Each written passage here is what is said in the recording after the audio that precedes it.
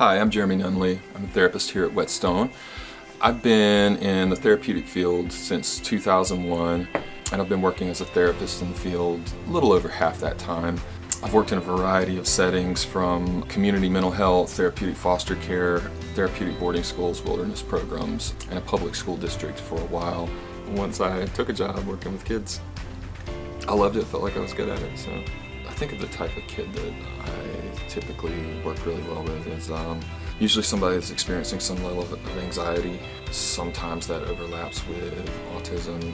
Sometimes their symptoms also involve trauma. So a lot of my philosophy on how to work with kids that are experiencing anxiety, it centers around building confidence, building strength, and learning that they can meet challenges, learning that they can shift their patterns of avoidance and do difficult things. I do a lot of psychoeducation around what anxiety is and some normalizing of that. Students that are experiencing a high level of anxiety can think they're really, have some serious problems, may even think of themselves as quote, I'm crazy, something like that. So helping students understand what anxiety is, how it affects people, how in some ways their reactions to their anxiety have been normal, that can help them start to talk about it more openly. Then that openness and vulnerability is key, because then they're really sharing what's going on for them.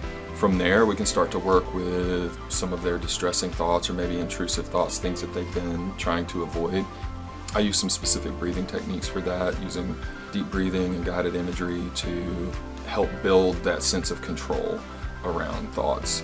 That a distressing thought may pop up, but that doesn't have to be a crisis, that the student can get away from those thoughts when they need to. I often consider EMDR for my students. It's not appropriate for everyone, but for some it is. Currently we're doing a drumming group with some of our students, and that's something that we want to keep as an ongoing piece.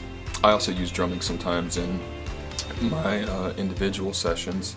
Drumming does consist of bilateral stimulation, so it ties in with all of the research on bilateral stimulation, and we know that is very helpful for emotional regulation. There are also some really good reasons to do it in a community. Studies show that if people engage in drumming together, they are after that more likely to be cooperative with each other and to treat each other with more respect. So it's a really helpful piece in our community.